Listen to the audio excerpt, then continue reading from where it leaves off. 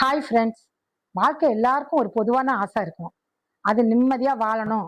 அந்த நிம்மதிக்கான அடித்தளங்கள்ல மிகவும் முக்கியமானது என்னன்னா நிதி மேலாண்மை. பணம் இருந்தா மகிழ்ச்சி கிடைக்கும் அப்படின்னு பலர் நினைக்கிறாங்க. ஆனா உண்மையிலே பணத்தை சம்பாதிப்பதை விட அதை சரியாக நிர்வகிப்பதுதான் வாழ்க்கை நிலைத்தன்மையும் மன அமைதியையும் தீர்மானிக்கும். இன்னைக்கு நாம வாழுற உலகம் வேகமா மாறிட்டு இருக்கு. தொழில்நுட்ப வளர்ச்சி, செயற்கை நுண்ணறிவு, டிஜிட்டல் பரிவர்த்தனைகள், ஆன்லைன் வணிகம், முதலீட்டு வாய்ப்புகள் என ஒவ்வொரு நாளும் புதிய மாற்றங்கள் உருவாகிட்டே இருக்கு. இந்த மாற்றங்களுக்கு ஏற்ப நம்ம நிதி பழக்கங்களும் வளரணும். பலர் கை நிறைய சம்பாதிக்கிறாங்க. ஆனா மாச கடைசியில பார்த்தா அவங்க கையில பணமே இருக்கிறது இல்லை. சிலர் என்ன குறைவான வருமானத்திலே குடும்பத்தை சிறப்பா கொண்டு போறாங்க. இந்த வேறுபாட்டிற்கு காரணம் வருமானம் இல்ல, பணத்தை நிர்வகிக்கும் திறன். ஒரு மரம் வளர விதை மட்டும் போதாது. அதுக்கு நல்ல மண், தண்ணீர், சூரிய ஒளி, நல்ல பராமரிப்பும் தேவை. அதுபோலதான் வருமானம் என்பது ஒரு விதை. அதை செல்வமாக மாற்றுவது நமது திட்டமிடல், சேமிப்பு, முதலீடு மற்றும் கட்டுப்பாடான செலவுகள்.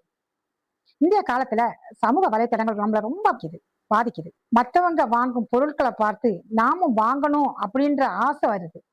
தேவையில்லாத செலவுகள் வாழ்க்கையில மெதுவா நுழையுது. ஒரு சலுகை அறிவிப்பு, ஒரு தள்ளுபடி, ஒரு விளம்பரம், இவை அனைத்துமே நமது உண்மையான தேவைகளை மறக்க செய்கிறது.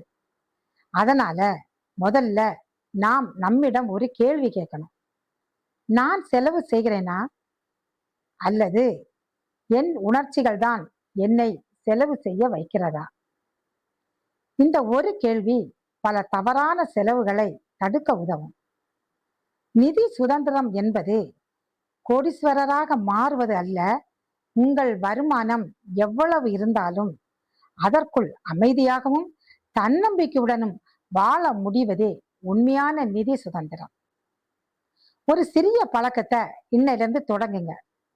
தினமும் நீங்கள் செலவு செய்த ஒவ்வொரு ரூபாயும் ஒரு சின்ன நோட் புக்ல அல்லனா மொபைல் ஆப்ல பதிவு செய்துட்டே வாங்க.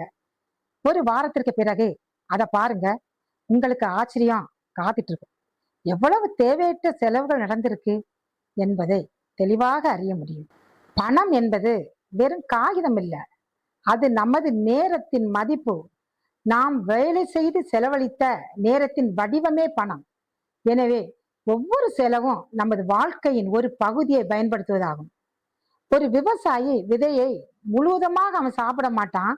அடுத்த பருவத்திற்காக ஒரு பகுதி அப்படியே எடுத்து வைப்பான். அதுபோலதான் நமது வருமானத்தின் ஒரு பகுதியை எதிர்காலத்திற்காக ஒதுக்கி வைப்பது புத்திசாலித்தனமான செயல்.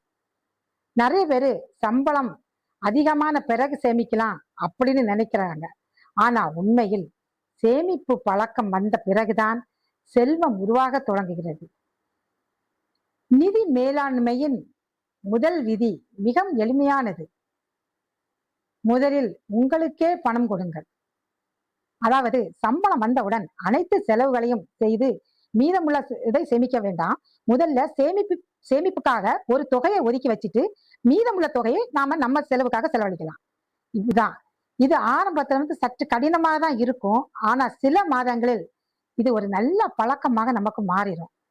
இதத்தான் நமது முன்னோர்கள் ஒரு அழகான பழமொழியாக சொல்றாங்க. சிறுதுளி பெருவெள்ளம். இந்த ஒரு வரியில உலகின் மிக சிறந்த நிதி மேலாண்மை தத்துவம் அடங்கியிருக்கு. தினமும் சிறிது சேமித்தாலும் தொடர்ந்து செய்தால் அது பெரிய செல்வமாக மாறும். செல்வம் என்பது ஒரே நாளில் உருவாகாது.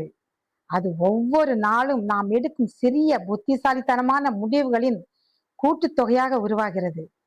ஃப்ரெண்ட்ஸ், வாழ்க்கையில் உண்மையான செல்வம் பணத்தில் மட்டுமல்ல, மன அமைதி, குடும்ப மகிழ்ச்சி, ஆரோக்கியம், நல்ல உறவுகள் மற்றும் நிதி பாதுகாப்பு அனைத்துமே ஒன்றாக இணைந்தால்தான் முழுமையான வளமான வாழ்க்கை உருவாகும்.